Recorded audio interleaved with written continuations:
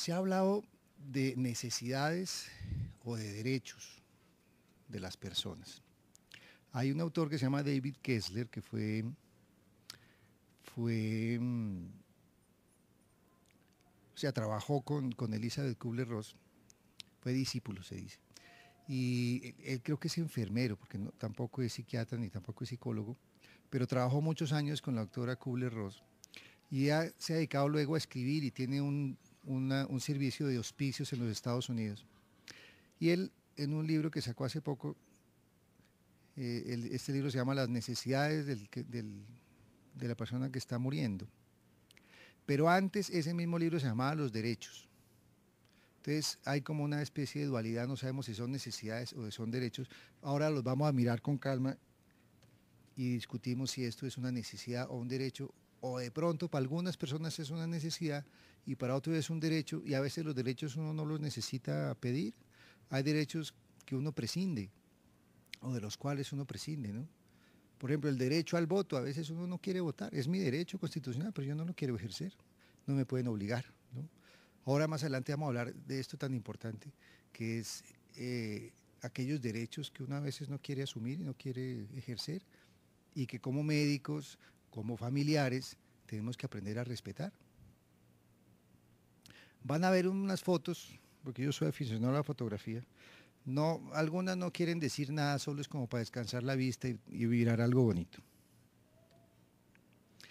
Entonces, ¿cuáles serían estas necesidades o derechos del paciente al final de la vida, según David Kessler, este autor de los que les estaba hablando?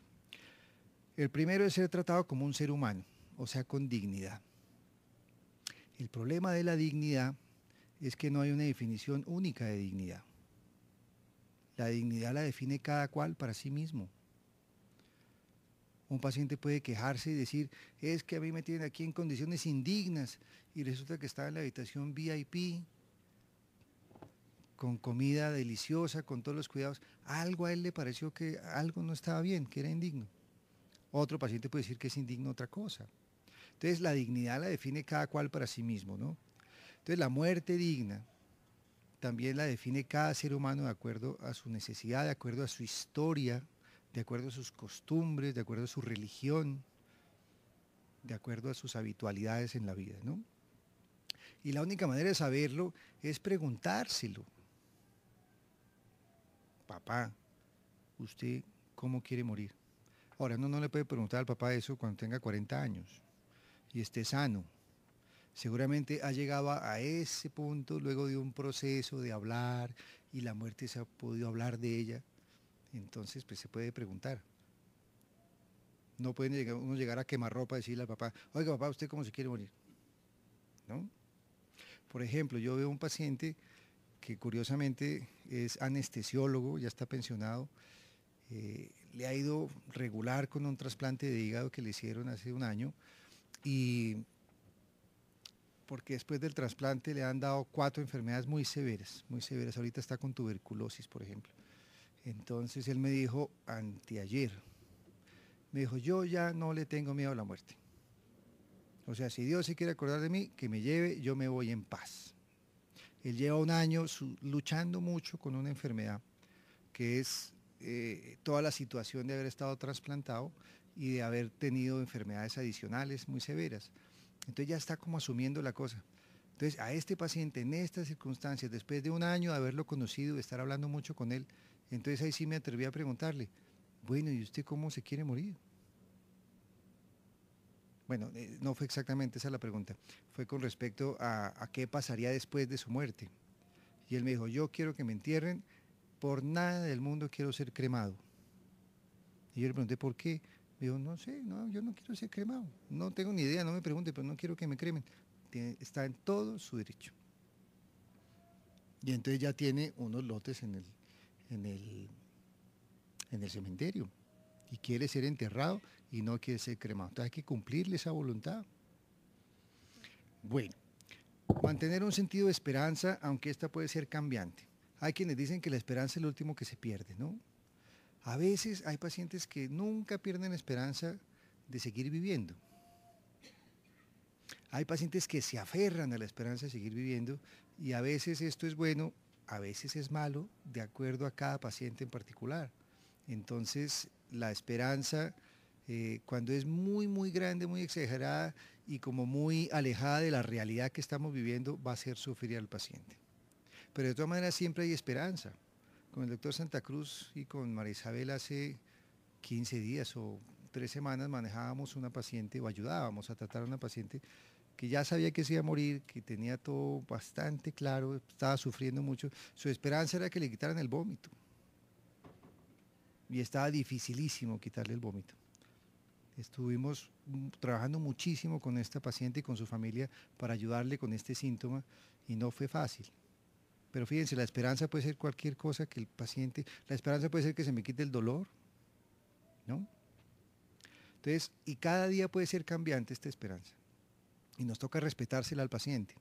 Ahora, nosotros desde el punto de vista de la salud mental, a veces cuando el paciente nos da la oportunidad, cuando tenemos el chance de hablar con él con tiempo y de ayudarle, a veces le ayudamos a que la esperanza la vuelva un poquito más realista, pero no acabarle la esperanza, ¿no? La esperanza uno no lo puede acabar, pero sí puede tener una esperanza más realista, de morir con dignidad, de morir tranquilo, sin dolor, de que me quiten los síntomas. Pero la esperanza de que ocurra un milagro y no morirme, esa es muy difícil de manejar porque eso es un tema complicado. El derecho o la necesidad de expresar sentimientos y emociones acerca de la muerte a su propia manera. O sea, debemos darle al paciente la oportunidad de que hable, ¿no? El doctor Santa Cruz hablaba del código del silencio, conspiración del silencio. Eso no es bueno, para nada bueno, ¿no? Porque nos volvemos todos mentirosos.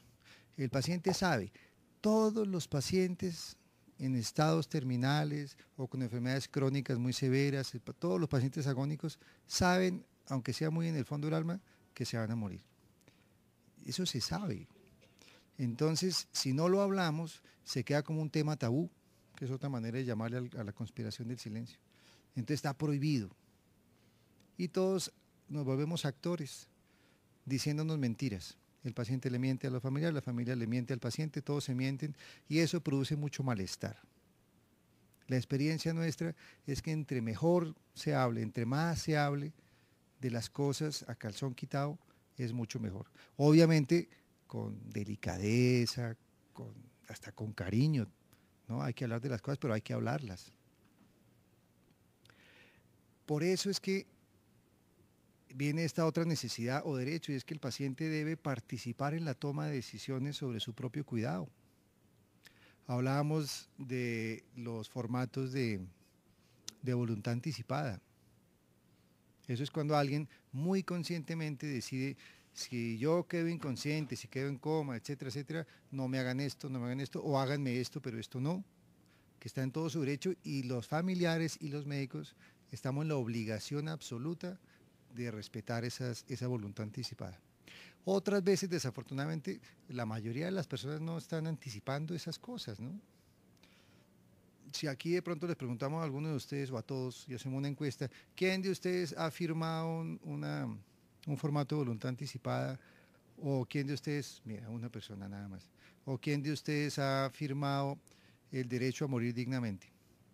Muy poquitos, porque a uno no le gusta pensar en eso. Pero cuando nos enfermamos y comenzamos a ponernos mal, ahí de pronto sí entonces toca, ahí sí sería bueno.